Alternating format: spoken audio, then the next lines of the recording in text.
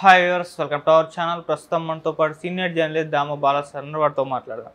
నమస్కారం సార్. గత నెల రోజులుగా బంగ్లాదేశ్లో రిజర్వేషన్లపైన చెలరేగిన అల్లర్ల వల్ల ప్రధాని షేక్ హసీనా గారు రాజీనామా చేసేసారని పదవికి అండ్ ఇండియా పారిపోయి వచ్చేసారని చెప్పేసి వార్తలు అయితే వస్తున్నాయి సార్. ఇప్పుడు అక్కడ సైనిక పాలన ఏర్పాటు చేశారంట. మరి ఏం జరిగింది అప్పుడు? మరి ఇండియా వచ్చారా? ఎక్కడికి వెళ్ళారు ప్రధాని? ఆల్రెడీ ఈ టాపిక్ మీద నేను ఒకసారి చెప్పాను. ప్రధానంగా రిజర్వేషన్ల మీద అక్కడ రిజర్వేషన్లకు వ్యతిరేక ఉద్యమం అనేది పెద్ద ఎత్తున ఒక నెల నుంచి జరుగుతుంది. దీంట్లో ఇప్పటి వరకు 200 మందికి పైన చనిపోయారు. అందులో లేటెస్ట్గా పోలీసులు కూడా 13 మంది చనిపోయారని చెప్తున్నారు. సో ఈ అల్లర్లు ఏ స్థాయికి వెళ్ళాయంటే ప్రెసిడెంట్ బంగ్లా మీద దాడి చేసే వరకు వెళ్ళిపోయినాయి. దాంతో షేక్ హసీనా ప్రత్యేక హెలికాప్టర్లు తీసుకొని ఇండియా మద్దతుతో, ఇండియా కూడా ఆమెకు మద్దతు ఇచ్చింది. దాంతో సెక్యూరిటీ కూడా ప్రొవైడ్ చేసింది. అక్కడ నుంచి ఎయిర్ సెక్యూరిటీ ప్రొవైడ్ చేసి అక్కడ నుంచి ఆమె ఇండియాలోకి వచ్చింది. సో ఆమెకు ఇండియాలో తాత్కాలిక ఆశ్రయం ఇవ్వాలని కేంద్రం కూడా నిర్ణయించుకునింది. సో ఈరోజు అఖిలపక్ష సమావేశం కూడా ఏర్పాటు చేశాడు మోడీ. సో అఖిలపక్ష సమావేశంలో బంగ్లాదేశ్ క్రైసిస్కి సంబంధించి అనేక అంశాలని భారతదేశం పరిగణలోకి తీసుకుంది. ఎందుకంటే మనకు మేజర్గా బైలేటరల్ ట్రేడ్, ద్వైపాక్షిక వాణిజ్యం అనేది $13 బిలియన్ వర్త్ వాణిజ్యం మన రెండు దేశాల మధ్య ఉంది.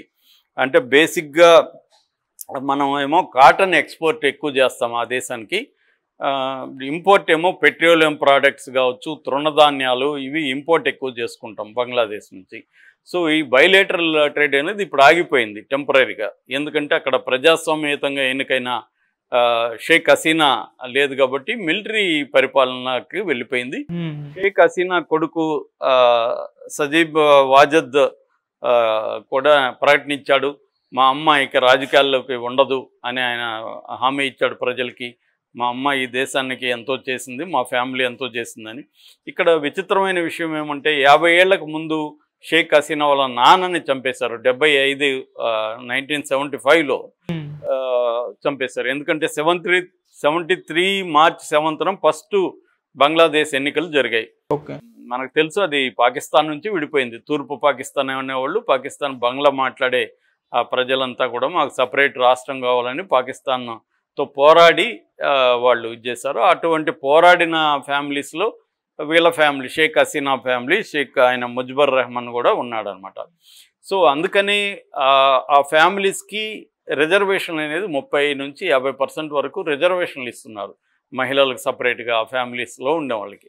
ఇప్పుడు ఆ రిజర్వేషన్లకు వ్యతిరేకంగానే తిరుగుబాటు ప్రధానంగా జరిగింది. దీన్ని యాక్చువల్గా షేక్ హసీనా రిజర్వేషన్ని రద్దు చేసింది, కానీ మళ్ళీ సుప్రీంకోర్టు మళ్ళీ రిజర్వేషన్లు తగ్గించింది, కానీ కొంత పునరుద్ధరించింది. దాంతో తీవ్ర వ్యతిరేకత జనంలో వచ్చింది. సో ఒక రకంగా సుప్రీంకోర్టు దీనికి కారణం అని చెప్పచ్చు. సో 50 ఏళ్లకు ముందు వీళ్ళ నాన్నని చంపేశారు అప్పుడు మిలిటరీ ఇది. ఆయన కూడా తక్కువడు కాదు. ఆయన కూడా నియంతృత్వ పాలన 73లో గెలిచిన తర్వాత ప్రతిపక్షాలన్నింటినీ నిర్బంధంలోకి తీసుకొని నియంతృత్వ పాలన ఆయన మొదలుపెట్టాడు. నియంతృత్వ పాలనకు వ్యతిరేకంగా అక్కడ పెద్ద ఎత్తున తిరుగుబాటు జరిగింది. ముజిబుర్ రెహమాన్ని హత్య చేశారు మిలిటరీ నాయకులు. ఆ తర్వాత ఈమె అప్పుడు వచ్చేసి దాదాపు 10 ఏళ్ల పాటు ఇండియాలో ఉండిపోయింది షేక్ హసీనా. ఆ తర్వాత మళ్ళీ అక్కడికి వెళ్ళింది. అక్కడ అవామీ లీగ్ పార్టీకి మళ్ళీ ఇంపార్టెన్స్ వచ్చింది. ఆమె గెలిచింది, మళ్ళీ ఓడిపోయింది. మళ్ళీ 2018లో ఫస్ట్ టైం ఈవీఎంలతో అక్కడ డెమోక్రటిక్ ఎలక్షన్లు జరిగాయి, మళ్ళీ ఏమి గెలిచింది. ఇలాగా ఆమెది కూడా టర్బులెంట్ లైఫే వాళ్ళ ఫ్యామిలీది. సో ఇప్పుడు ఇది ఎవరు కూడా ఊహించలేదు. దీంట్లో ఇప్పుడు డౌట్ ఏంటంటే అందరికీ కేవలం రిజర్వేషన్ల వ్యతిరేకంగానే ఇంత స్థాయిలో ఉద్యమం వచ్చిందా, దీని వెనక ఏమన్నా పాకిస్తాన్ హ్యాండ్ ఉందా అనేది కూడా ఇవాళ చర్చ. ఎందుకంటే పాకిస్తాన్కి బంగ్లాదేశ్కి కూడా ముందు నుంచి పరిస్థితులు ఇదిగా లేవు, సయద్దు లేదు వాళ్ళిద్దరి మధ్య. సో పాకిస్తాన్ ప్రతిసారి బంగ్లాదేశ్ని కూడా అస్థిరపరచడానికి ట్రై చేస్తుంది. మన దేశాన్ని కూడా ట్రై చేస్తుంది, కానీ మన దేశం స్ట్రాంగ్ కాబట్టి కష్టం. కానీ ఇవి బంగ్లాదేశ్ అలా కాదు. సో కాబట్టి కొంతవరకు అక్కడ సక్సెస్ కాగలిగింది అనేది అంటారు అనమాట. సో లేదంటే రిజర్వేషన్ల మీదనే ఈ స్థాయిలో ప్రెసిడెంట్ని కూడా కూలదోసే స్థాయిలో ఉద్యమమా? ఎందుకంటే ఈమె కూడా ఏమి రిజర్వేషన్లు ఈమె తీసుకొచ్చింది కాదు, తర్వాత ఈమె బ్యాన్ చేసినా కూడా సుప్రీంకోర్టు వల్ల వచ్చింది. మరి ఈ మీద ఎందుకు ఇంత కోపం వచ్చింది అనేది దీనికి కారణం కొంత పాకిస్తాన్ హ్యాండ్ ఉంది, అక్కడ మిలిటరీ తిరుగుబాటుని పాకిస్తాన్ ప్రేరేపించిందని కూడా ఒక వార్త ఉంది. అది ఎంతవరకు నిజమో తెలియదు. ఏదేమైనా ఇప్పుడు ఇండియా ముందున్న కర్తవ్యం ఏంటంటే షేక్ హసీనాకు మద్దతు ఇవ్వడం ఒకటి, రెండు అక్కడ ఉన్న హిందూ ఫ్యామిలీస్, హిందూ టెంపుల్స్ మీద కూడా విపరీతంగా దాడులు జరుగుతున్నాయి. దీని వెనక కూడా పాకిస్తాన్ ఉందనేది కూడా, అంటే ఇండియాకు బంగ్లాదేశ్కి మధ్య గొడవ పెట్టాలని పాకిస్తాన్ ట్రై చేస్తుంది అనేది కూడా ఒక వార్త ఉంది. అందుకని ఇప్పుడు అక్కడ ఉన్న హిందువుల ప్రాణాలకు రక్షణ కల్పించడం, ఆస్తులకు రక్షణ కల్పించడం ఒకటి.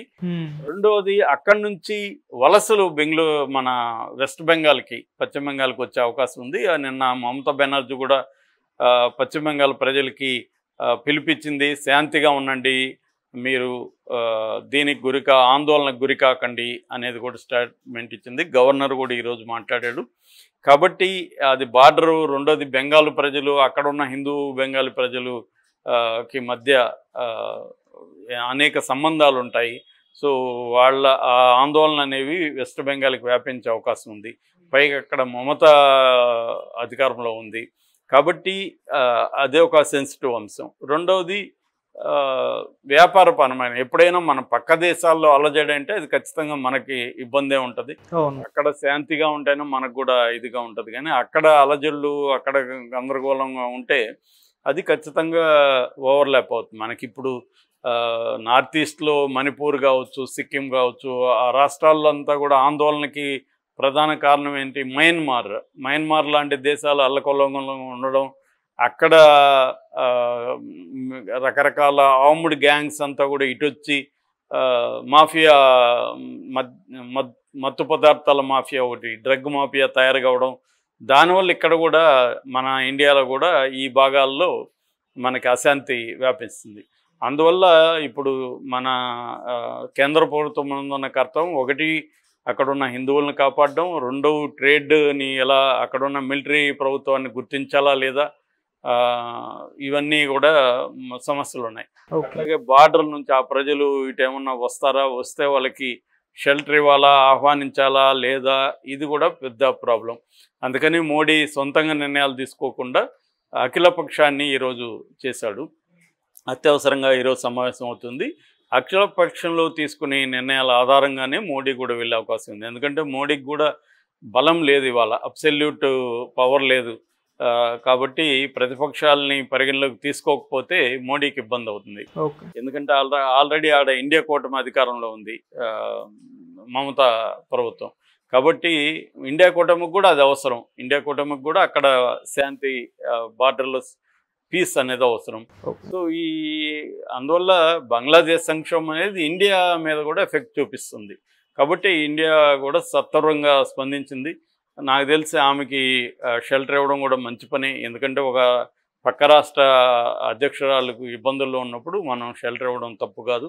అట్ ద సేమ్ టైం అక్కడ ఉన్న హిందూ టెంపుల్స్ని, వాటిని మీద దాడులను కూడా కాపాడాల్సిన బాధ్యత కూడా నేచురల్గానే పక్కా దేశ ప్రభుత్వం, మన దేశ ప్రభుత్వం మీద ఉంది.